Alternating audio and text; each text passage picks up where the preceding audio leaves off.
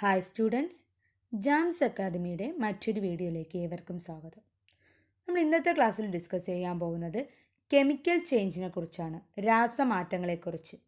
അതുപോലെ മോളിക്യൂൾസിനെ കുറിച്ച് നമ്മൾ ഇന്നത്തെ ക്ലാസ്സിൽ ഡിസ്കസ് ചെയ്യുന്നുണ്ട്. നമുക്ക് ക്ലാസ്സിലേക്ക് കിടക്കാം. കെമിക്കൽ ചേഞ്ച് അഥവാ രാസമാറ്റം. അപ്പോൾ കെമിക്കൽ ചേഞ്ച് രണ്ടായിട്ടാണ് പറയുന്നത്, ഫിസിക്കൽ ചേഞ്ചും കെമിക്കൽ ചേഞ്ചും. ഏതൊക്കെയാണ്? ഫിസിക്കൽ ചേഞ്ചും കെമിക്കൽ ചേഞ്ചും. അപ്പോൾ ഫിസിക്കൽ ചേഞ്ച് എന്ന് പറയുന്നത് അവിടെ എന്താണ്? ഫിസിക്കൽ ചേഞ്ച് നടക്കുമ്പോഴത്തേക്കും ഒരു പുതിയ സബ്സ്റ്റൻസും എന്ത് ചെയ്യുന്നില്ല, പ്രൊഡ്യൂസ് ചെയ്യുന്നില്ല. അവിടെ എന്താണ്? ഒരു പുതിയ സബ്സ്റ്റൻസ് പ്രൊഡ്യൂസ് ചെയ്യുന്നില്ല. അതുപോലെ തന്നെ മോളിക്യൂൾസിൻ്റെ അറേഞ്ച്മെൻറ്റിൽ ഉണ്ടാകുന്ന മാറ്റത്തെ നമുക്ക് എന്ത് പറയാം? ഫിസിക്കൽ ചേഞ്ച് എന്ന് പറയാം. മോളിക്യൂൾസിൻ്റെ അറേഞ്ച്മെൻറ്റ്സിൽ എന്തുണ്ടാകാം? ചേഞ്ചസ് ഉണ്ടാകാം. അതിനെ നമുക്ക് എന്ത് പറയാം? ഫിസിക്കൽ ചേഞ്ച് എന്ന് പറയാം. എക്സാമ്പിൾ പറയുവാണെങ്കിൽ നമ്മുടെ ഒരു ഐസ് ക്യൂബ് വാട്ടറായിട്ട് എന്ത് ചെയ്യുന്നുണ്ട്? ചേഞ്ച് ആവുന്നുണ്ട്. ഐസ് ക്യൂബ് വാട്ടറായിട്ട് ചേഞ്ച് ചെയ്യുന്നത് എന്താണ്? ഫിസിക്കൽ ചേഞ്ചിന് എക്സാമ്പിളാണ്. അപ്പോൾ ഈ ഒരു ഫിസിക്കൽ ചേഞ്ചിൽ ഐസ് ക്യൂബ് എന്ത് സ്റ്റേറ്റിലാണ് ഇരിക്കുന്നത്? സോളിഡ് സ്റ്റേറ്റിലാണ്. വാട്ടർ എന്ന് പറയുന്നത് എന്ത് സ്റ്റേറ്റിലാണ്? ഐസ് ക്യൂബ് വാട്ടറായിട്ട് എന്ത് ചെയ്യും? മെൽറ്റാകുമ്പോൾ വാട്ടറായിട്ട് മാറും. അപ്പോൾ അത് ഐസ് ക്യൂബ് എന്ന് പറയുന്നത് എന്ത് സ്റ്റേറ്റാണ്? ലിക്വിഡ് സ്റ്റേറ്റാണ്. അപ്പോൾ ഇവിടെയുള്ള മോളിക്യൂൾസിൻ്റെ അറേഞ്ച്മെൻറ്റ്സിൽ മാറ്റം ഉണ്ടാവാൻ സാധ്യതയുണ്ട്. കാരണം സോളിഡ് ആയിട്ടിരിക്കുമ്പോഴത്തേക്ക് അതിൻ്റെ മോളിക്കുലർ അറേഞ്ച്മെൻറ്റ് എങ്ങനെയാണ്? നമുക്കറിയാം, ചേർന്നായിരിക്കും അതിൻ്റെ മോളിക്യൂൾസ് എന്ത് ചെയ്യുന്നത്? കുറച്ച് ചേർന്നായിരിക്കും എന്ത് ചെയ്യുന്നിരിക്കുന്നത്? അറേഞ്ച് ചെയ്തിരിക്കുന്നത്. പക്ഷേ ലിക്വിഡായിട്ട് മാറുമ്പോൾ അതെങ്ങനെയാണ് അറേഞ്ച് ചെയ്തിരിക്കുന്നത്? അത് ആ മോളിക്യൂൾസിൻ്റെ ഇടയിൽ ആ അറേഞ്ച്മെൻറ്റ്സിൽ എന്താണ്? കുറച്ച് ഡിസ്റ്റൻസ് ഉണ്ടായിരിക്കും, കുറച്ച് സ്പേസ് ഉണ്ടായിരിക്കും. അപ്പോൾ ഇങ്ങനെ മോളിക്യൂൾസിൻ്റെ അറേഞ്ച്മെൻറ്റ്സിൽ എന്തുണ്ടാകാം? ചേഞ്ചസ് ഉണ്ടാകാം. അങ്ങനെ സംഭവിക്കുന്ന മാറ്റങ്ങളെ നമുക്ക് എന്ത് പറയാം? ഫിസിക്കൽ ചേഞ്ച് എന്ന് പറയാം. അതുപോലെ തന്നെ ഈ ഒരു ഫിസിക്കൽ ചേഞ്ചിൽ നമ്മൾ പറഞ്ഞു, ഒരു പുതിയ സബ്സ്റ്റൻസും എന്ത് ചെയ്യുന്നില്ല? പ്രൊഡ്യൂസ് ചെയ്യുന്നില്ല. അതുപോലെ തന്നെ നമുക്കിതിനെ പഴയ അവസ്ഥയിലേക്ക് എളുപ്പത്തിൽ കൊണ്ടുവരാൻ സാധിക്കും. എന്താണ്? പഴയ അവസ്ഥയിലേക്ക്. ഇപ്പോൾ ഐസ് എന്താണ്? വാട്ടറായിട്ട് മാറുന്നു. നമുക്കതിനെ വീണ്ടും എന്താക്കി മാറ്റാൻ പറ്റും? ഐസ് ക്യൂബായിട്ട് മാറ്റാൻ പറ്റും. അപ്പോൾ നമുക്ക് പഴയ അവസ്ഥയിലേക്ക് എളുപ്പത്തിൽ കൊണ്ടുവരാൻ സാധിക്കും. അതുകൊണ്ട് തന്നെ നമുക്ക് എന്ത് പറയാം? ഒരു ടെമ്പററി ചേഞ്ചാണ്. എന്താണ്? ഒരു പെർമനൻറ്റ് ചേഞ്ച് അല്ല, ഒരു ടെമ്പററി ആയിട്ട് നടക്കുന്നൊരു ചേഞ്ചാണ് എന്ത്? ഫിസിക്കൽ ചേഞ്ച് എന്ന് പറയുന്നത്. അപ്പോൾ ഫിസിക്കൽ ചേഞ്ച് എന്ന് പറയുന്നത് ഫിസിക്കൽ പ്രോപ്പർട്ടീസിൽ ഉണ്ടാകുന്ന ചേഞ്ചസ് ആണെന്ന് പറയാം. Texture, shape, size, colour, order, volume, mass, weight, density, ഇതിലൊക്കെ എന്തുണ്ടാവാം? ചേഞ്ചസ് ഉണ്ടാകാം. എന്താണ്? ഇതിനെയാണ് നമ്മൾ എന്ത് പറയുന്നത്? ഫിസിക്കൽ ചേഞ്ച് എന്ന് പറയുന്നത്. അതിന് എക്സാമ്പിളാണ് പേപ്പർ കട്ട് ചെയ്യുന്നത്, അതുപോലെ ഐസ് മെൽറ്റായിട്ട് മാറുന്നത്, ബലൂണ് ഊതി വീർപ്പിക്കുന്നത്. അപ്പോൾ അവിടെയൊക്കെ എന്താണ്? ഷേപ്പിൽ എന്തുണ്ടാവുന്നുണ്ട്? ചേഞ്ചസ് ഉണ്ടാകുന്നത്. ഇതൊക്കെ എന്താണ്? ഫിസിക്കൽ ചേഞ്ചസിന് എക്സാമ്പിൾസ് ആണ്. നെക്സ്റ്റ് വൺ എന്ന് പറയുന്നത് കെമിക്കൽ ചേഞ്ച് ആണ്. ഇവിടെ എന്താണ്? സബ്സ്റ്റൻസ് പൂർണ്ണമായിട്ടും പുതിയൊരു സബ്സ്റ്റൻസായി മാറുന്നു, അല്ലെങ്കിൽ പുതിയൊരു പദാർത്ഥം അവിടെ എന്ത് ചെയ്യുന്നുണ്ട്? രൂപം കൊള്ളുന്നുണ്ട്, ഫോം ആവുന്നുണ്ട്.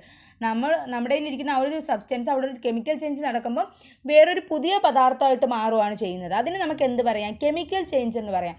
ഇവിടെ പുതിയ പദാർത്ഥങ്ങൾ ഉണ്ടാകുന്നു, അതുപോലെ പുതിയ മോളിക്യൂൾസ് ഫോം ചെയ്യുന്നു. അതുപോലെ ഇവിടെ ഓർക്കേണ്ട ഒരു ഇമ്പോർട്ടൻറ്റ് പോയിന്റ് എന്ന് പറയുന്നത്, ഇതിനെ പഴയ അവസ്ഥയിലേക്ക് മാറ്റാൻ സാധിക്കില്ല. നമ്മൾ ഫിസിക്കൽ ചേഞ്ചിൽ പറഞ്ഞു അതിനെന്താണ്? അതൊരു ടെമ്പററി ചേഞ്ച് ആയതുകൊണ്ട് തന്നെ നമുക്ക് അവയെ എന്ത് ചെയ്യാൻ പറ്റും? പഴയ അവസ്ഥയിലോട്ട് എന്ത് ചെയ്യാൻ പറ്റും? മാറ്റാൻ പറ്റും. പക്ഷേ ഇതെന്ന് പറയുന്നത് ഒരു പെർമനൻറ്റ് ചേഞ്ച് ആണ്. എന്താണ്? പെർമനൻറ്റ് ചേഞ്ച് ആണ്. നമുക്ക് ഒരിക്കലും പഴയ അവസ്ഥയിലോട്ട് എന്ത് ചെയ്യാൻ പറ്റത്തില്ല? മാറ്റാൻ പറ്റത്തില്ല. ഈ എക്സാമ്പിൾ എന്ത് പറയാം? Burning of wood. നമ്മൾ ഒരു തടി കത്തിക്കുകയാണെന്ന് വിചാരിക്കുക, ബേൺ ചെയ്യുകയാണെന്ന് വിചാരിക്കുക. അപ്പോൾ ആ ഒരു തടി ബേൺ ചെയ്യുന്ന സമയത്ത് അതിനുശേഷം അവിടെ ഉണ്ടാകുന്ന സബ്സ്റ്റൻസ് ഏതൊക്കെയായിരിക്കും? ആഷ് ഉണ്ടാവാം, സ്മോക്ക് ഉണ്ടാവാം. അങ്ങനെ പുതിയ സബ്സ്റ്റൻസ് ആണ് എന്ത് ചെയ്യുന്നത്? അവിടെ ഫോം ആവുന്നത്. അപ്പോൾ ബേണിങ് എങ്ങനെയാണ് നടക്കുന്നത്? നമ്മളൊരു വസ്തു ബേൺ ചെയ്യുമ്പോൾ അതിന് ചുറ്റിനും എന്തുണ്ടായിരിക്കും? ഓക്സിജൻ ഉണ്ടായിരിക്കും. ആ ഓക്സിജനായിട്ട് റിയാക്ഷൻ നടക്കുമ്പോഴാണ് അവിടെ എന്തുണ്ടാകുന്നത്? ബേണിങ് ഉണ്ടാകുന്നത്. അത് മനസ്സിലാക്കി വയ്ക്കുക. അപ്പോൾ എന്താണ്? പുതിയ സബ്സ്റ്റൻസ് രൂപം കൊള്ളുന്നു. ഇതിനെയാണ് നമ്മൾ എന്ത് പറയുന്നത്? കെമിക്കൽ ചേഞ്ച് എന്ന് പറയുന്നത്. ഇപ്പോൾ കെമിക്കൽ ചേഞ്ചിന് എക്സാമ്പിൾസ് എന്തൊക്കെയാണ്? റസ്റ്റിംഗ് ഓഫ് അയൺ, അല്ലേ? ഇരുമ്പ് തുരുമ്പിക്കുന്നതൊക്കെ എന്താണ്? കെമിക്കൽ ചേഞ്ചിന് എക്സാമ്പിൾസ് ആണ്. നെക്സ്റ്റ് എന്താണ്? ബേണിംഗ് ഓഫ് പേപ്പർ, അല്ലേ? പേപ്പർ കത്തിക്കുന്നത്, നമ്മൾ പറഞ്ഞു കഴിഞ്ഞാൽ വുഡ് കത്തിക്കുന്നത്, ഇതൊക്കെ എന്താണ്? കെമിക്കൽ ചേഞ്ചിന് എക്സാമ്പിളാണ്. അതുപോലെ റോട്ടിംഗ് ഫ്രൂട്ട് എന്ന് വെച്ചാൽ ഫ്രൂട്ട്സ് എന്ത് ചെയ്യുന്നത്? പഴുക്കുന്നത് അല്ലെങ്കിൽ ചീഞ്ഞു പോകുന്നത്, ഇതൊക്കെ എന്താണ്? ഇതിന് എക്സാമ്പിൾസ് ആണ്. ഏതിന് എക്സാമ്പിൾസ് ആണ്? കെമിക്കൽ ചേഞ്ചിന് എക്സാമ്പിൾസ് ആണ്. അതുപോലെ കേർഡിങ് ഓഫ് മിൽക്ക് കേർഡായിട്ട് മാറുന്നതൊക്കെ കെമിക്കൽ ചേഞ്ചിന് എക്സാമ്പിൾസ് ആണ്.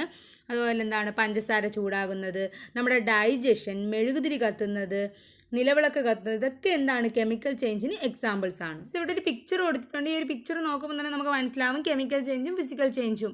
എന്താണ് കെമിക്കൽ ചേഞ്ച്? വുഡ് നമ്മൾ എന്ത് ചെയ്യുന്നുണ്ട്? ബേൺ ചെയ്യുന്നുണ്ട്. അത് ബേൺ ചെയ്ത് കഴിഞ്ഞ ശേഷം അവിടെ എന്തൊക്കെയാണ്? ആഷ്, പുതിയൊരു സബ്സ്റ്റൻസ് എന്ത് ചെയ്യുന്നുണ്ട്? ഫോം ചെയ്യുന്നുണ്ട്. അതുപോലെ നമ്മളിവിടെ എന്താണ്? ഒരു ലെമൺ എന്ത് ചെയ്യുന്നുണ്ട്? കട്ട് ചെയ്യുന്നുണ്ട്. കട്ട് ചെയ്തതിനു ശേഷം എന്താണ്? ആ ഒരു സെയിം സബ്സ്റ്റൻസ് തന്നെയാണ്, പക്ഷേ അതിൻ്റെ ഒരു ഷേപ്പിൽ എന്തുണ്ടായി? ഡിഫറൻസ് ഉണ്ടായി. സോ ഇതാണ് ഇത് രണ്ടിനും ഉള്ള ഡിഫറൻസ് എന്ന് പറയുന്നത്. ഫിസിക്കൽ ചേഞ്ചും കെമിക്കൽ ചേഞ്ചിലുള്ള ഡിഫറൻസ് എന്താണ്? ഫിസിക്കൽ ചേഞ്ചിൽ ഒരു പുതിയ സബ്സ്റ്റൻസ് എന്ത് ചെയ്യുന്നില്ല? ഫോം ചെയ്യുന്നില്ല. കെമിക്കൽ ചേഞ്ചിൽ എന്താണ്? ന്യൂ സബ്സ്റ്റൻസ് എന്ത് ചെയ്യുന്നുണ്ട്? ഫോം ചെയ്യുന്നുണ്ട്. അതുപോലെ ഫിസിക്കൽ ചേഞ്ച് എന്താണ്? റിവേഴ്സിബിലിറ്റി ഉണ്ട്. നമുക്ക് എന്ത് ചെയ്യാൻ പറ്റും? പഴയ അവസ്ഥയിലോട്ട് കൊണ്ടുപോകാൻ പറ്റും. പക്ഷേ കെമിക്കൽ ചേഞ്ച് എന്താണ്? ഹാർഡ് ടു റിവേഴ്സ്, ഇറിവേഴ്സിബിൾ ആണ്. നമുക്ക് ചേഞ്ച് ചെയ്യാൻ എന്താണ്? ബുദ്ധിമുട്ടാണ്. അതുപോലെ ഫിസിക്കൽ ചേഞ്ച് എന്ന് പറഞ്ഞാൽ എന്താണ്? ടെമ്പററി ആണ്. കെമിക്കൽ ചേഞ്ച് എന്ന് പറഞ്ഞാൽ എന്താണ്? പെർമനൻ്റ് ആണ്. അപ്പോൾ ഇതാണ് ഇത് തമ്മിലുള്ള ഡിഫറൻസ് എന്ന് പറയുന്നത്. സോ അടുത്തത് thermo chemical reaction. Thermo chemical reaction എന്ന് പറയുമ്പോൾ ഒരു കെമിക്കൽ റിയാക്ഷൻ നടക്കുമ്പോൾ ഹീറ്റിനെ അബ്സോർവ് ചെയ്യുകയോ റിലീസ് ചെയ്യുകയോ ചെയ്യുകയാണെങ്കിൽ നമുക്കതിനെ എന്ത് പറയാം? തെർമോ കെമിക്കൽ റിയാക്ഷൻ എന്ന് പറയാം. അപ്പോൾ അതിൻ്റെ ബേസിസിൽ രണ്ടായിട്ട് പറയുന്നുണ്ട് തെർമോ കെമിക്കൽ റിയാക്ഷന്. എക്സോതെർമിക് റിയാക്ഷനും എൻഡോതെർമിക് റിയാക്ഷനും. ഏതൊക്കെയാണ്? എക്സോതെർമിക് റിയാക്ഷനും എൻഡോതെർമിക് റിയാക്ഷൻ. എക്സോതെർമിക് റിയാക്ഷൻ എന്ന് പറയുന്നത് ഒരു കെമിക്കൽ റിയാക്ഷൻ നടക്കുമ്പോൾ ഹീറ്റിനെ റിലീസ് ചെയ്യുവാണെങ്കിൽ, ഹീറ്റിനെ പ്രൊഡ്യൂസ് ചെയ്യുവാണെങ്കിൽ ആ റിയാക്ഷൻ നമുക്ക് എന്ത് പറയാം? എക്സോതെർമിക് റിയാക്ഷൻ എന്ന് പറയാം. ഇവിടെ ഒരു ഇക്വേഷൻ കൊടുത്തിട്ടുണ്ട്. ഇതൊരു എക്സ്പെരിമെൻ്റ് ആയിട്ട് നമ്മൾ നോക്കുവാണെങ്കിൽ, ഇപ്പോൾ മെഗ്നീഷ്യം ഒരു ടെസ്റ്റ് ട്യൂബിൽ ഇട്ടതിന് ശേഷം ഹൈഡ്രോക്ലോറിക് ആസിഡ് ഒഴിക്കുമ്പോഴത്തേക്കും കുറച്ച് കഴിഞ്ഞിട്ട് നമ്മളിവിടെ ഹീറ്റൊന്നും കൊടുക്കുന്നില്ല ആ ടെസ്റ്റ് ട്യൂബിന്. അവിടെ ഒരു റിയാക്ഷൻ നടക്കും. ആ റിയാക്ഷൻ നടന്നതിന് ശേഷം ആ ടെസ്റ്റ് ട്യൂബിൻ്റെ സൈഡിൽ നമ്മൾ തൊട്ട് നോക്കുമ്പോൾ അവിടെ എന്താണ്? നമുക്കൊരു ഹീറ്റ്, ഒരു ചൂടായ നമുക്ക് എന്ത് ചെയ്യാൻ പറ്റും? ഫീൽ ചെയ്യാൻ പറ്റും. ഹീറ്റ് ആ ടെസ്റ്റ് ട്യൂബിൻ്റെ ചുറ്റിനും അവിടെ റിയാക്ഷൻ നടന്ന് അവിടെ എന്താണ്? ഹീറ്റ് നമുക്ക് ഫീൽ ചെയ്യാൻ പറ്റും. അപ്പോൾ എന്താണ്? നമ്മൾ ഹീറ്റ് കൊടുത്തിട്ടില്ല, അവിടെ ആ റിയാക്ഷൻ നടന്നിട്ടാണ് അവിടെ എന്ത് പ്രൊഡ്യൂസ് ആയത്? ഹീറ്റ് പ്രൊഡ്യൂസ് ആയത്. അപ്പോൾ ഇങ്ങനെയുള്ള റിയാക്ഷൻ നമുക്ക് എന്ത് പറയാം? എക്സോതെർമിക് റിയാക്ഷൻ എന്ന് പറയാം. സോ ആ ഒരു റിയാക്ഷൻ നടന്നിട്ടുള്ള ഇക്വേഷൻ എന്ന് പറയുമ്പോൾ നമ്മൾ എന്തൊക്കെയാണ് ആഡ് ചെയ്തത്? മെഗ്നീഷ്യവും ഹൈഡ്രോക്ലോറിക് ആസിഡും. അപ്പോൾ അവിടെ എന്തൊക്കെ പ്രൊഡ്യൂസ് ആയി? മെഗ്നീഷ്യം ക്ലോറൈഡും പിന്നെ എന്താണുള്ളത്? MgHCl. അപ്പോൾ അതിലുള്ള മെഗ്നീഷ്യം ക്ലോറിനും കൂടെ ചേർന്ന് എന്താണ്? ക്ലോറൈഡായി, മെഗ്നീഷ്യം ക്ലോറൈഡ്. പിന്നെന്താണ്? ഹൈഡ്രജൻ ബാക്കി ഉണ്ടായിരുന്നു, അപ്പോൾ ഹൈഡ്രജൻ. അതിനുശേഷം എന്ത് പ്രൊഡ്യൂസ് ആയി അവിടെ? ആ ഒരു റിയാക്ഷൻ നടന്നപ്പോൾ ഹീറ്റ്. അപ്പോൾ ഇങ്ങനെ ഹീറ്റ് പ്രൊഡ്യൂസ് ആവുന്ന റിയാക്ഷൻസിന് നമുക്ക് എന്ത് പറയാം? എക്സോതെർമിക് റിയാക്ഷൻസ് എന്ന് പറയാം. മലയാളത്തിൽ താപമോചക പ്രവർത്തനങ്ങൾ. എന്താണ്? താപം പുറത്തുവിടുന്ന രാസപ്രവർത്തനങ്ങളെ നമുക്ക് എന്ത് പറയാം? താപമോചന പ്രവർത്തനങ്ങൾ എന്ന് പറയാം.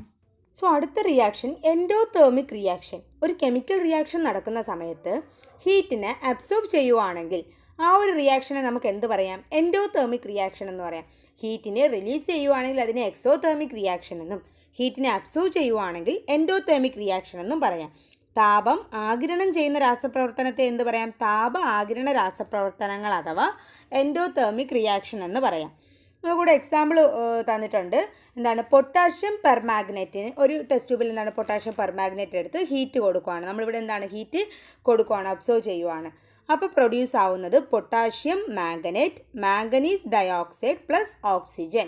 ഈ ഒരു റിയാക്ഷൻ കാരണം നമുക്ക് കിട്ടുന്നതാണ്. അപ്പോൾ പൊട്ടാഷ്യത്തിൻ്റെ കളർ എന്താണ്? പർപ്പിൾ നിറമാണ്. അടുത്ത് നമുക്ക് കിട്ടുന്ന ആ പ്രോഡക്റ്റ് എന്തായിരിക്കും? പച്ച കളർന്ന് ഒരു കറുത്ത നിറമായിട്ടായിരിക്കും നമുക്ക് എന്ത് ചെയ്യുന്നത്? ആ കിട്ടുന്ന പ്രോഡക്ട്സ്. സോ ഈ ഒരു റിയാക്ഷൻ നമുക്ക് എന്ത് പറയാം? Exothermic reaction. ഇവിടെ ഹീറ്റിനെ എന്ത് ചെയ്യുകയാണ് ചെയ്യുന്നത്? അബ്സോർവ് ചെയ്യുവാണ് ചെയ്യുന്നത്. അല്ലെ, ഹീറ്റ് നമ്മളിവിടെ കൊടുക്കുന്നത്, ഹീറ്റിനെ അബ്സോർവ് ചെയ്യുന്നു. അപ്പോൾ ഹീറ്റിനെ അബ്സോർവ് ചെയ്യുന്ന റിയാക്ഷനെ നമുക്ക് എന്ത് പറയാം? എൻഡോതെർമിക് റിയാക്ഷൻ എന്ന് പറയാം. എന്താണ്? Endothermic reaction. സോ അടുത്തത് photo chemical reaction. Photo chemical reaction നമ്മൾ നേരത്തെ നോക്കിയത് ഏതാണ്? തെർമോ കെമിക്കൽ റിയാക്ഷൻ ആണ്. ഇതെന്താണ്? Photo chemical reaction. അപ്പോൾ ഫോട്ടോ കെമിക്കൽ റിയാക്ഷൻ എന്ന് പറയുമ്പോൾ ഒരു കെമിക്കൽ റിയാക്ഷൻ നടക്കുന്ന സമയത്ത് ലൈറ്റിനെ അബ്സോർവ് ചെയ്യുകയോ റിലീസ് ചെയ്യുകയോ ചെയ്യുന്ന ആ ഒരു റിയാക്ഷനെ നമുക്ക് എന്ത് പറയാം? ഫോട്ടോ കെമിക്കൽ റിയാക്ഷൻ എന്ന് പറയാം. ലൈറ്റിനെ അബ്സോർവ് ചെയ്യുകയോ റിലീസ് ചെയ്യുകയോ ചെയ്യുന്ന ഒരു റിയാക്ഷൻ നമുക്ക് എന്ത് പറയാം? ഫോട്ടോ കെമിക്കൽ റിയാക്ഷൻ എന്ന് പറയാം. അതുപോലെ തന്നെ ഒരു കെമിക്കൽ റിയാക്ഷൻ അല്ലെങ്കിൽ ഒരു രാസപ്രവർത്തനം നടക്കാൻ അല്ലെങ്കിൽ തുടങ്ങി കിട്ടുവാൻ ആവശ്യമുള്ള എനർജിയെ നമുക്ക് എന്ത് പറയാം? ആക്ടിവേഷൻ എനർജി എന്ന് പറയാം. എന്താണ്? ആക്ടിവേഷൻ എനർജി എന്ന് പറയാം. അപ്പം കെമിക്കൽ റിയാക്ഷൻ നടക്കുമ്പോൾ ആവശ്യമായ എനർജീസ് എന്ന് പറയുന്നത്, ബന്ധപ്പെട്ട എനർജീസ് എന്ന് പറയുന്നത് ഹീറ്റ്, ലൈറ്റ്, ഇലക്ട്രിസിറ്റി ഇതൊക്കെയാണ്. സോ ഒരു ഇമ്പോർട്ടൻറ്റ് ഫോട്ടോ കെമിക്കൽ റിയാക്ഷനാണ് ഫോട്ടോസിന്തസിസ് എന്ന് പറയുന്നത്. നമ്മുടെ ഭൂമിയിലെ ജീവൻ്റെ നിലനിൽപ്പിന് ആധാരമായ കെമിക്കൽ റിയാക്ഷനാണ് എന്ത്? ഫോട്ടോസിന്തസിസ് എന്ന് പറയുന്നത്. ഗ്രീൻ പ്ലാന്റ്സ് അല്ലെങ്കിൽ ഹരിത സസ്യങ്ങൾക്ക് മാത്രമുള്ള കഴിവാണ് ഫോട്ടോസിന്തസിസിലൂടെ എന്തോന്ന്? ഗ്ലൂക്കോസ് പ്രൊഡ്യൂസ് ചെയ്യാൻ. ഫോട്ടോസിന്തസിലൂടെ ഗ്ലൂക്കോസ് നിർമ്മിക്കാൻ കഴിവുള്ളത് ഏതിനാണ്? ഗ്രീൻ പ്ലാന്റ്സിനാണ്. അപ്പോൾ പ്രകാശ സംശ്ലേഷണം അല്ലെങ്കിൽ ഫോട്ടോസിന്തസിസ് ആ ഒരു പ്രവർത്തനത്തിൽ എന്ത് ചെയ്യുന്നുണ്ട്? പ്ലാന്റ്സ് പ്രകാശത്തെ അബ്സോർവ് ചെയ്ത് നിർമ്മിക്കുന്ന ഒരു പദാർത്ഥമാണ് ഗ്ലൂക്കോസ്. പ്ലാന്റ്സ് എന്ത് ചെയ്യുന്നുണ്ട്? പ്രകാശം ലൈറ്റിനെ അബ്സോർവ് ചെയ്ത് നിർമ്മിക്കുന്ന ആ ഒരു പദാർത്ഥത്തെ നമുക്ക് എന്ത് പറയാം? ഗ്ലൂക്കോസ് എന്ന് പറയാം. അതുപോലെ തന്നെ സൂര്യപ്രകാശത്തിൻ്റെ സാന്നിധ്യത്തിൽ ജലവും കാർബൺ ഡൈ ഓക്സൈഡും ഉപയോഗിച്ച് ഗ്ലൂക്കോസ് നിർമ്മിക്കുന്ന സസ്യങ്ങളിലെ ഘടകം എന്ന് പറയുന്നത് ഏതാണ്? ക്ലോറോഫില്ലാണ്. ഏതാണ്? ക്ലോറോഫില്ലാണ്. ഹരിത കണങ്ങൾ. ക്ലോറോഫിൽ അഥവാ ഹരിത കണങ്ങൾ. പ്രകൃതിയിലെ ആകാര നിർമ്മാണശാലകൾ എന്നറിയപ്പെടുന്നത് ഇലകളാണ്. ഇലകളെയാണ് പ്രകൃതിയിലെ ആകാര നിർമ്മാണശാലകൾ എന്ന് അറിയപ്പെടുന്നത്. സോ ഗ്ലൂക്കോസ് ഇലകളിലും പഴങ്ങളിലും സ്റ്റാർച്ച് രൂപത്തിലാണ് ശേഖരിക്കപ്പെടുന്നത്. സ്റ്റാർച്ച് അഥവാ അന്നജം. അപ്പോൾ സ്റ്റാർച്ച് രൂപത്തിലാണ് ഇലകളിലും പഴങ്ങളിലും ശേഖരിക്കപ്പെടുന്നത്. ഫോട്ടോസിന്തസിസിൻ്റെ കെമിക്കൽ ഫോമിൽ ഇവിടെ കൊടുത്തിട്ടുണ്ട്. Water, carbon dioxide, light ചേർന്ന് എന്താണ്? ഗ്ലൂക്കോസും ഓക്സിജനും എന്ത് ചെയ്യുന്നു? പ്രൊഡ്യൂസ് ചെയ്യുന്നു. അതിൻ്റെ ബാലൻസ്ഡ് ഇക്വേഷൻ ആണ് 6H2O, 6 carbon dioxide plus light gives C6H12O6 plus 6 oxygen O2, 6O2. ഇതാണ് ഫോട്ടോസിന്തസിസ് അഥവാ പ്രകാശ സംശ്ലേഷണത്തിൻ്റെ കെമിക്കൽ ഫോർമുല, രാസസമവാക്യം. സോ മിന്നാമിനിങ്ങൊക്കെ പോകുമ്പോഴത്തേക്ക് ഒരു പ്രകാശം അതിൽ നിന്ന് വരുന്നത് നമുക്ക് കാണാൻ പറ്റുമല്ലേ? അപ്പോൾ അതെങ്ങനെയാണെന്ന് നോക്കാം. മിന്നാമിനിങ്ങിൻ്റെ ശരീരത്തിൽ രാസപ്രവർത്തനത്തിന് ഏർപ്പെടുന്ന ഒരു എൻസൈമുണ്ട്. ആ എൻസൈമിൻ്റെ പേരാണ് ലൂസിഫെറൈഡ്. എന്താണ്? ലൂസിഫെറൈഡ്. ഈ ലൂസിഫെറൈഡിൻ്റെ പ്രസൻസിൽ ലൂസിഫെറിനും ഓക്സിജനും പ്രവർത്തിക്കുമ്പോൾ ഒരു കോമ്പൗണ്ട് ഉണ്ടാകും. ലൂസിഫെറിനും ഓക്സിജനും പ്രവർത്തിക്കുമ്പോൾ ഒരു കോമ്പൗണ്ട് ഉണ്ടാകും. ആ കോമ്പൗണ്ടിനാണ് നമ്മൾ എന്ത് പറയുന്നത്? ഓക്സി ലൂസിഫെറിൻ. എന്താണ്? ഓക്സി ലൂസിഫെറിൻ. ഏതാണ്? ഓക്സി ലൂസിഫെറിൻ. ഈ ഒരു ഫിനോമിന എന്താണ്? മിന്നാമിനിങ്ങിൻ്റെ ശരീരത്തിൽ പ്രകാശോർജം അല്ലെങ്കിൽ ലൈറ്റ് എനർജി ഉൽപ്പാദിപ്പിക്കുന്ന ആ ഒരു പ്രക്രിയ, ആ ഒരു ഫിനോമിനയാണ് നമ്മൾ എന്ത് പറയുന്നത്? ബയോലൂമിനസെൻസ്. എന്താണ്? ബയോലൂമിനസെൻസ് എന്ന് പറയുന്നത്. എന്താണ്? ബയോലൂമിനസെൻസ്. അപ്പോൾ ബയോലൂമിനസെൻസിൻ്റെ ഫലമായി പുറത്തു വരുന്ന ഊർജത്തിൻ്റെ 95% എന്താണ്? പ്രകാശോർജ്ജമാണ്. എത്ര പെർസെൻറ്റേജ്? 95% എന്താണ്? പ്രകാശോർജ്ജമാണ്. ചില മരുന്ന് കടകളിലൊക്കെ രാസവസ്തുക്കൾ എല്ലാം ഇരുണ്ട കുപ്പികളിൽ സൂക്ഷിക്കുന്നതിൻ്റെ കാരണമെന്ന് പറയുന്നത് പ്രകാശത്തിൻ്റെ സാന്നിധ്യത്തിൽ രാസമാറ്റത്തിലൂടെ വിഘടനം സംഭവിക്കാതിരിക്കാനാണ്. എന്താണ്? പ്രകാശത്തിൻ്റെ സാന്നിധ്യത്തിൽ കെമിക്കൽ ചേഞ്ചിലൂടെ എന്താണ്? വിഘടനം സംഭവിക്കാതിരിക്കാനാണ് അതെന്താണ്? ഇരുണ്ട കുപ്പികളിൽ സൂക്ഷിക്കുന്നത്. സോ അടുത്തത് electro chemical reaction. Electro chemical reaction നമ്മൾ നേരത്തെ നോക്കിയത് ഏതാണ്? ഫോട്ടോ കെമിക്കൽ റിയാക്ഷൻ ആണ്. അപ്പോൾ ഇലക്ട്രോ കെമിക്കൽ റിയാക്ഷൻ അത് തന്നെ ഉണ്ടല്ലേ? ഇലക്ട്രോ കെമിക്കൽ റിയാക്ഷൻ എന്ന് പറയുമ്പോൾ ഒരു കെമിക്കൽ റിയാക്ഷൻ നടക്കുന്ന സമയത്ത് ഇലക്ട്രിസിറ്റി പ്രൊഡ്യൂസ് ചെയ്യുകയോ അല്ലെങ്കിൽ കൺസ്യൂം ചെയ്യുകയോ, ഇലക്ട്രിസിറ്റി എന്ത് ചെയ്യുക? ഇലക്ട്രിസിറ്റി കൊടുത്തിട്ട് നമ്മളൊരു റിയാക്ഷൻ നടത്തുകയോ അല്ലെങ്കിൽ ഒരു റിയാക്ഷൻ നടക്കുമ്പോൾ ഇലക്ട്രിസിറ്റി പ്രൊഡ്യൂസ് ചെയ്യുകയോ ചെയ്യുന്ന ആ ഒരു റിയാക്ഷനെ കെമിക്കൽ റിയാക്ഷനെ നമുക്ക് എന്ത് പറയാം? ഇലക്ട്രോ കെമിക്കൽ റിയാക്ഷൻ എന്ന് പറയാം. എന്താണ്? ഇലക്ട്രോ കെമിക്കൽ റിയാക്ഷൻ എന്ന് പറയാം. അപ്പോൾ ആദ്യം നമുക്ക് ഒരു ഇലക്ട്രിസിറ്റി കൊടുത്തിട്ട് ഒരു റിയാക്ഷൻ എങ്ങനെ നടക്കും എന്നുള്ള ആ ഒരു റിയാക്ഷൻ ഏതാണെന്ന് നോക്കാം. അതിനിവിടെ എക്സ്പെരിമെൻറ്റ് കാണിച്ച് പറയാം. അപ്പോൾ നമുക്ക് കൂടുതൽ മനസ്സിലാക്കാൻ കഴിയും. ഇവിടെ ഒരു അറേഞ്ച്മെൻറ്റ് കൊടുത്തിട്ടുണ്ട്. ഒരു ബീക്കർ ഉണ്ട്. ബീക്കറിൽ ഡയലൂട്ട് കോപ്പർ സൾഫേറ്റ് സൊല്യൂഷൻ ഉണ്ട്. അതുപോലെ 2 കാർബൺ റോഡ് ഉണ്ട്. എന്താണ്? ഒരു കാർബൺ റോഡ് ബാറ്ററിയുടെ പോസിറ്റീവ് എൻഡിലും മറ്റേ കാർബൺ റോഡ് എവിടെയാണ്? ബാറ്ററിയുടെ നെഗറ്റീവ് എൻഡിലും കൊടുത്തിട്ടുണ്ട്. ഈ ഒരു ഡയലൂട്ട് സൊല്യൂഷന് നമ്മൾ പറയുന്നത് ഇലക്ട്രോലൈറ്റ് എന്നാണ് പറയുന്നത്. ഈ സൊല്യൂഷന് എന്ത് പറയാം? ഇലക്ട്രോലൈറ്റ് എന്നും ആ കാർബൺ റോഡിന് ഇലക്ട്രോഡ് എന്നും പറയാം. ആ കാർബൺ റോഡ്സിനെ നമുക്ക് എന്ത് പറയാം? ഇലക്ട്രോഡ് എന്നും ആ സൊല്യൂഷന് ഇലക്ട്രോലൈറ്റ് എന്നും പറയാം. എന്നിട്ട് നമ്മളിതിൽ കറണ്ട് ഇലക്ട്രിസിറ്റി പാസ് ചെയ്യുവാണ് അല്ലെങ്കിൽ കറണ്ട് എന്ത് ചെയ്യുവാണ്? കടത്തി വിടുവാണ്. ആ സമയത്ത് ഈ നെഗറ്റീവ് എൻഡ് എന്താണ്? ഒരു ഇലക്ട്രോഡിൽ കടത്തി വിട്ടിട്ടുണ്ട് അല്ലേ? ഒരു ഇലക്ട്രോഡ് അല്ലെങ്കിൽ കാർബൺ റോഡിൽ ഒരു നെഗറ്റീവ് എൻഡ് എന്ത് ചെയ്തിട്ടുണ്ട്? കണക്ട് ചെയ്തിട്ടുണ്ട്. അപ്പോൾ ഇവിടെ നമ്മൾ കറണ്ട് കടത്തി വിടുമ്പോൾ അവിടെ ഒരു കെമിക്കൽ റിയാക്ഷൻ നടക്കും. ആ റിയാക്ഷൻ കാരണം കുറച്ച് ചേഞ്ചസ് ഉണ്ടാകും. അപ്പോൾ ആദ്യത്തെ ചേഞ്ച് എന്ന് പറയുന്നത് ഈ നെഗറ്റീവ് എൻഡ് കണക്ട് ചെയ്തിട്ടുള്ള ഈ റോഡിൻ്റെ ആ ഒരു കാർബൺ റോഡ് അല്ലെങ്കിൽ ആ ഇലക്ട്രോഡിൻ്റെ ചുറ്റിനും ഒരു കോട്ടിംഗ് കാണാൻ സാധിക്കും. എന്താണ്? ഒരു കോട്ടിംഗ്. അത് എന്തിൻ്റെ കോട്ടിംഗ് ആണ്? ഈ ഡയലൂട്ട് കോപ്പർ സൾഫേറ്റിൽ എന്താണ്? കോപ്പറിൻ്റെ ഒരു കോട്ടിംഗ് എന്ത് ചെയ്യാൻ പറ്റും? ആ നെഗറ്റീവ് എൻഡ് കണക്ട് ചെയ്തിട്ടുള്ള റോഡിൽ അതിന് ചുറ്റും എന്ത് ചെയ്തിട്ടുണ്ട്? കോട്ടിംഗ് ആയിട്ട് നമുക്ക് എന്ത് ചെയ്യാൻ പറ്റും? കാണാൻ സാധിക്കും. അതാണ് ആദ്യത്തെ പോയിന്റ്. ആ ഒരു റിയാക്ഷൻ കാരണം നമുക്കുണ്ടാവുന്നത്.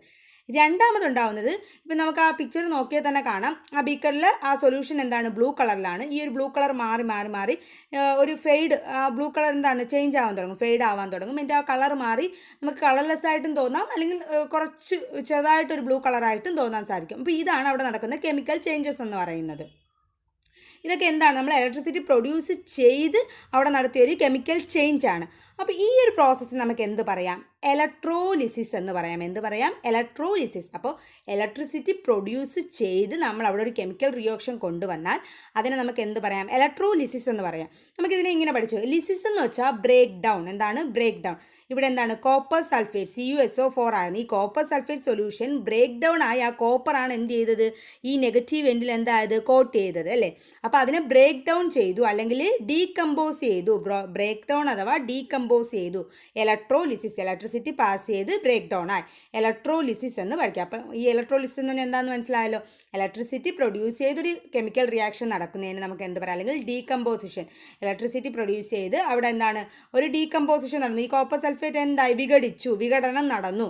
അതിനെ നമുക്ക് എന്ത് പറയാം? ഇലക്ട്രോലിസിസ് എന്ന് പറയാം. The process in which A substance undergoes decomposition by the absorption of electrical energy is known as electrolysis.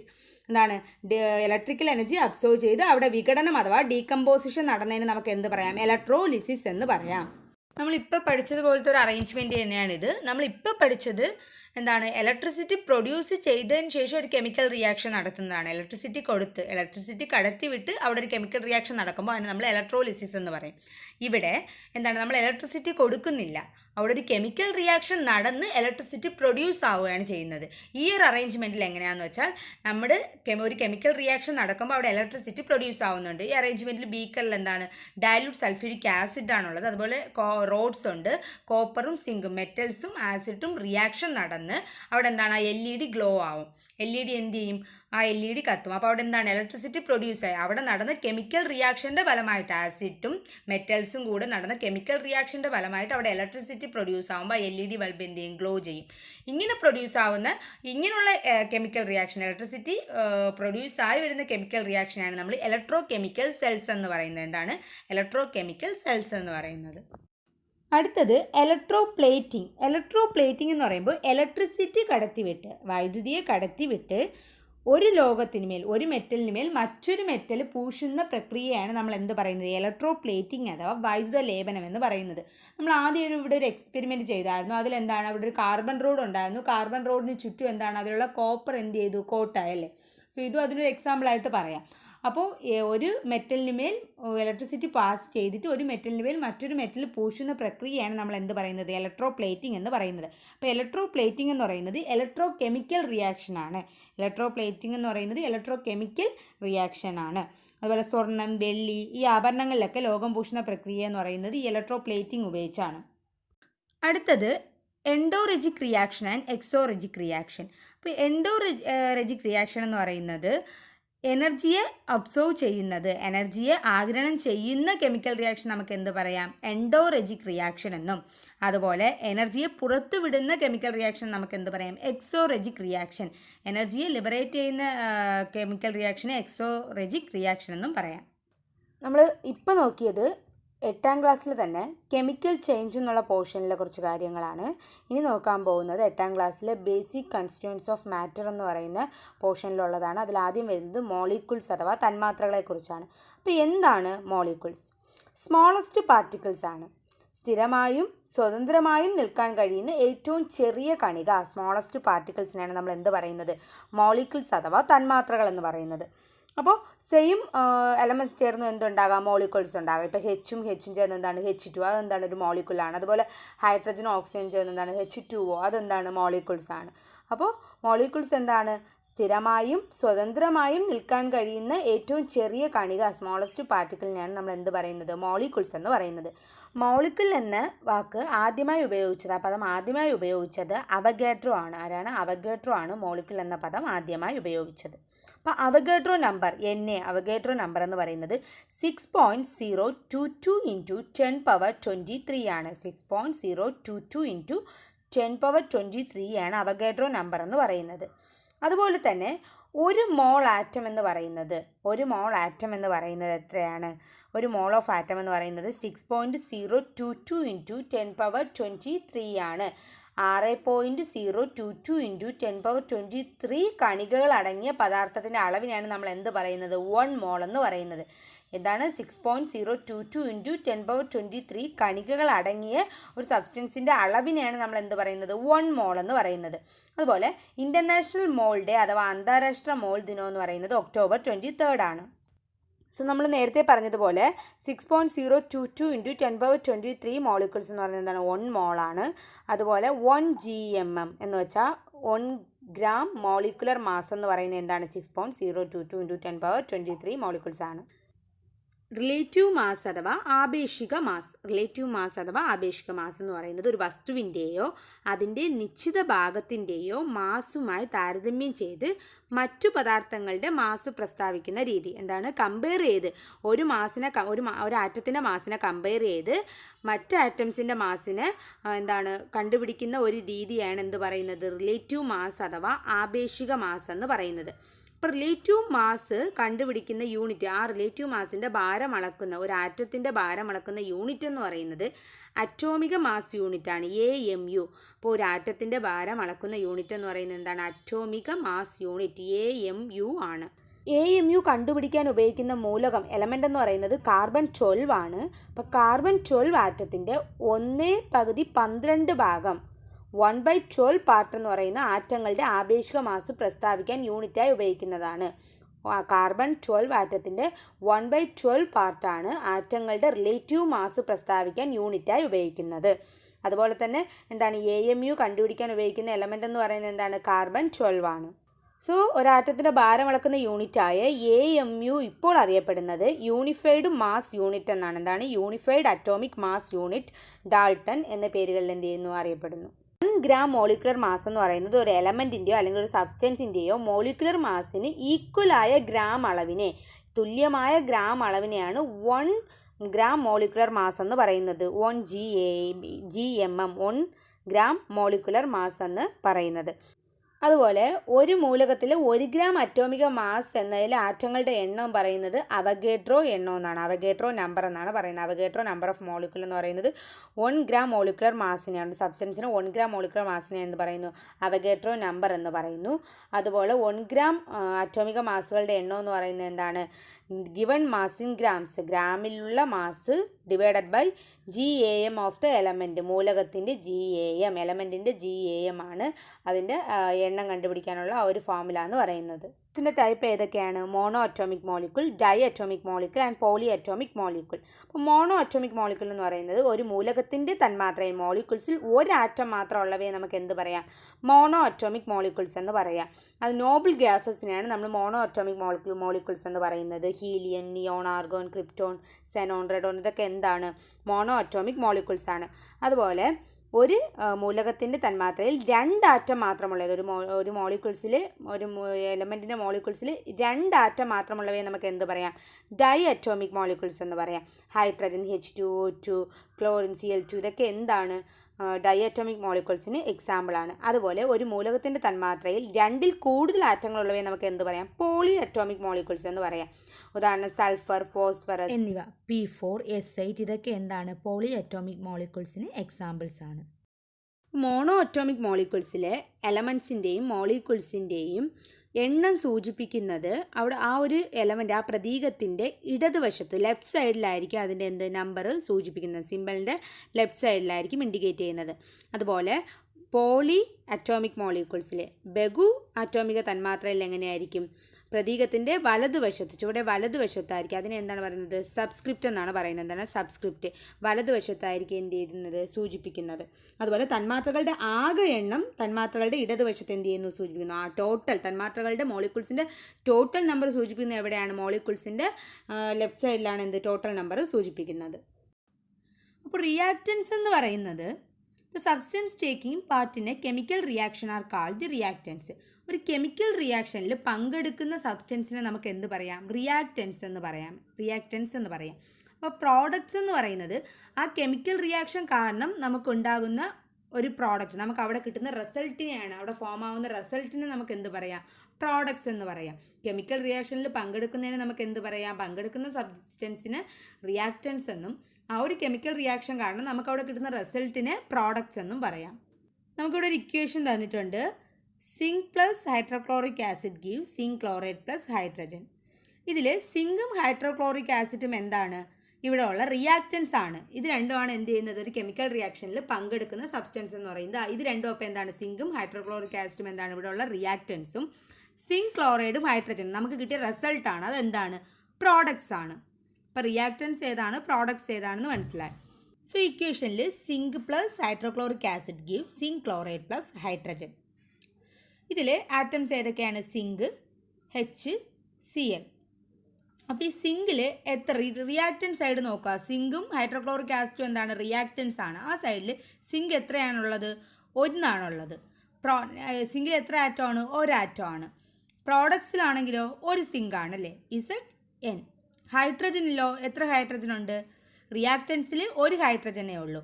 പക്ഷേ പ്രോഡക്ട്സിൽ എത്ര ഹൈഡ്രജൻ ഉണ്ട്? 2 ഹൈഡ്രജൻ ഉണ്ട്, H2. നമുക്ക് കിട്ടിയ പ്രോഡക്ട്സിൽ എത്ര ഹൈഡ്രജൻ ഉണ്ട്? 2 ഹൈഡ്രജൻ ഉണ്ട്. അതുപോലെ ക്ലോറിൻ, നമ്മുടെ റിയാക്റ്റൻസിൽ ക്ലോറിൻ എത്രയാണ്? 1 ഉള്ളൂ. പക്ഷേ നമുക്ക് കിട്ടിയ പ്രോഡക്റ്റിൽ എത്രയാണ്? 2 ഉണ്ട്. അപ്പം നമുക്ക് എന്താണ്? ഇതൊരു ബാലൻസ്ഡ് ഇക്വേഷൻ അല്ല. നമുക്ക് ഈ ഇക്വേഷൻ എന്ത് ചെയ്യണം? ബാലൻസ്ഡ് ആക്കണം. അതെങ്ങനെയാണെന്ന് നോക്കാം. അപ്പോൾ നമുക്ക് ബാലൻസ്ഡ് ആക്കുമ്പോൾ ഇവിടെ നമുക്ക് പ്രോഡക്ട്സിൽ കൂടുതലുള്ളത് ഏതാണ്? ക്ലോറിന് 2 എണ്ണം ഉണ്ട്, 2 ആറ്റം ഉണ്ട്. അതുപോലെ ഹൈഡ്രജനും 2 ആറ്റം ഉണ്ട്. അപ്പോൾ നമുക്ക് എന്ത് ചെയ്യാം? ഇവിടെ നമ്മുടെ റിയാക്റ്റൻസിൽ ഹൈഡ്രോക്ലോറിക് ആസിഡിൻ്റെ അടുത്ത് ഒരു 2 കൊടുത്താൽ മതി. ഹൈഡ്രോക്ലോറിക് ആസിഡ് എത്രയാണ്? 2 ഹൈഡ്രോക്ലോറിക് ആസിഡ് എന്ന് നമുക്ക് എന്ത് ചെയ്യാം? കൊടുക്കാം. അങ്ങനെ കൊടുക്കുമ്പോൾ ഇവിടെ എന്താണ്? ക്ലോറിനിൽ 2 ആറ്റം ആവും. അതുപോലെ ഹൈഡ്രജനിൽ എന്താവും? 2 ആറ്റം ആവും. ഇപ്പം എങ്ങനെയാണ്? സിങ്ക് എത്താണ്? റിയാക്റ്റൻസിൽ 1 പ്രോഡക്ട്സിൽ എത്രയാണ്? 1. ഹൈഡ്രജൻ റിയാക്റ്റൻസിൽ എത്രയാണ്? 2. പ്രോഡക്ട്സിലും എത്രയായി? 2. ക്ലോറിൻ എങ്ങനെയാണ്? റിയാക്റ്റൻസിൽ 2. അതുപോലെ പ്രോഡക്ട്സിലും എന്തായി? 2. ഇപ്പോൾ ഇതെന്താണ്? ഒരു ബാലൻസ്ഡ് ഇക്വേഷൻ ആണ്. 2 റിയാക്റ്റൻസ് സൈഡും പ്രോഡക്റ്റ് സൈഡും എന്താണ്? ഈക്വൽ ആണ്. റിയാക്റ്റൻസ് സൈഡും പ്രോഡക്റ്റ് സൈഡും ഈക്വൽ ആണെങ്കിൽ നമുക്കതിന് എന്ത് പറയാം? ബാലൻസ്ഡ് കെമിക്കൽ ഇക്വേഷൻ എന്ന് പറയാം. എന്താണ്? ബാലൻസ്ഡ് കെമിക്കൽ ഇക്വേഷൻ അഥവാ സമീകൃത രാസ സമവാക്യങ്ങൾ എന്ന് പറയാം. ഇപ്പോൾ മോളാർ വോളിയം എന്ന് പറയുന്നത് ഒരു മോൾ വാതകത്തിൻ്റെ തന്മാത്രകളുടെ എണ്ണം, മോളിക്യൂൾസിൻ്റെ എണ്ണം തുല്യമായതിനാൽ അവയുടെ വോളിയം എന്തായിരിക്കും? തുല്യമായിരിക്കും. അവയുടെ വ്യാപ്തവും തുല്യമായിരിക്കും. അതിനെയാണ് നമ്മൾ എന്ത് പറയുന്നത്? മോളാർ വോളിയം എന്ന് പറയുന്നത്. മോളിക്യൂൾസിൻ്റെ എണ്ണം തുല്യമായതിനാൽ അവയുടെ വ്യാപ്തവും എങ്ങനെയായിരിക്കും? തുല്യമായിരിക്കും. ഇതിനെയാണ് മോളാർ വോളിയം എന്ന് പറയുന്നത്. എന്താണ് മോളാർ വോളിയം എന്ന് പറയുന്നത്? 273 K ടെമ്പറേച്ചറും അതുപോലെ 1 atm പ്രഷർ, മർദ്ദത്തിനെയാണ് നമ്മൾ എന്ത് പറയുന്നത്? സ്റ്റാൻഡേർഡ് ടെമ്പറേച്ചർ ആൻഡ് പ്രഷർ എന്ന് പറയുന്നത്. Standard temperature and pressure or STP. എന്താണ്? 273 K ടെമ്പറേച്ചറും 1 atm പ്രഷറിനെയാണ് നമ്മൾ എന്ത് പറയുന്നത്? Standard temperature and pressure or അതിനെ എന്ത് പറയാം? STP എന്ന് പറയാം. അപ്പോൾ STPയിൽ സ്ഥിതി ചെയ്യുന്ന ഏതൊരു വാതകത്തിൻ്റെ, ഏതൊരു ഗ്യാസിൻ്റെയും മോളിൻ്റെ വ്യാപ്തം അല്ലെങ്കിൽ മോളാർ വോളിയം എന്ന് പറയുന്നത് 22.4 L ആണ്. STPയിലുള്ള ഏത് മോളായാലും ഏത് മോളിൻ്റെയും വാതകത്തിൻ്റെ വ്യാപ്തം എന്ന് പറയുന്നത് എത്രയാണ്? മോളാർ വോളിയം അഥവാ വ്യാപ്തം എന്ന് പറയുന്നത് 22.4 L ആണ്. മോളെണ്ണം കണ്ടുപിടിക്കാനുള്ള ഫോർമുല എന്ന് പറയുന്നത് എന്താണ്? Volume in litres as STP. STPയിൽ വാതകത്തിൻ്റെ വ്യാപ്തം ഡിവൈഡഡ് ബൈ STPയിലെ മോളാർ വ്യാപ്തം. STPയിലെ മോളാർ വോളിയം എത്രയാണ്? STPയിലെ മോളാർ വോളിയം എന്ന് പറയുന്നത് 22.4 L ആണ്. അപ്പോൾ എന്താണ്? Volume in litres at STP divided by 22.4 L ആണ്. എന്താണ്? മോൾ എണ്ണം കണ്ടുപിടിക്കാനുള്ള ഫോർമുല എന്ന് പറയുന്നത്, mole number. Next one, Boyle's law അഥവാ ബോയിൽസ് നിയമം.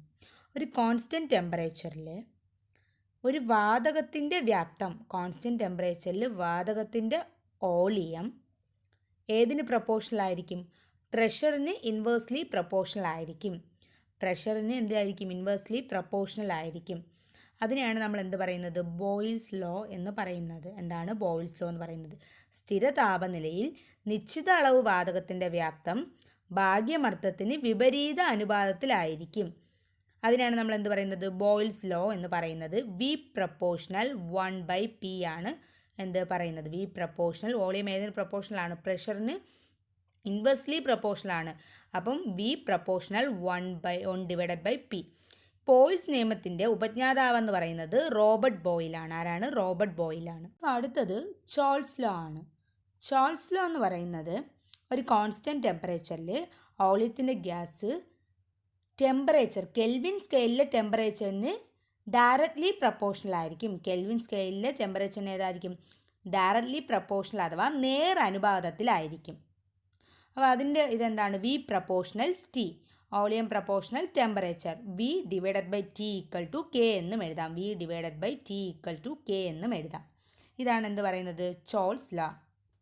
സോ അടുത്തത് അവഗേഡ്രോ ലോ ആണ്. അവഗേഡ്രോ ലോ എന്ന് പറയുമ്പോൾ ടെമ്പറേച്ചറും പ്രഷറും കോൺസ്റ്റൻ്റ് ആയിരിക്കുമ്പോൾ constant temperature and pressure. Volume ഏതിന് ഡയറക്റ്റ്ലി പ്രപ്പോർഷണൽ ആയിരിക്കും? Number of molecules. എന്തിനാണ്? നമ്പർ ഓഫ് മോളിക്യൂൾസ്, തന്മാത്രകളുടെ എണ്ണത്തിന് നേരനുപാതത്തിലായിരിക്കും, അല്ലെങ്കിൽ directly proportional to the number of molecules. N proportional V. N എന്ന് പറയുന്നത് എന്താണ്? മോളിക്യൂൾസിൻ്റെ എണ്ണം, number of molecules. N proportional V എന്താണ്? വോളിയം, ഗ്യാസിൻ്റെ വോളിയം. എൻ പ്രപ്പോർഷണൽ വി ആയിരിക്കും. വി എന്നായിരിക്കും നമ്മൾ എഴുതുന്നത്. എന്താണ്? അവഗാഡ്രോ ലോയ്ക്ക്.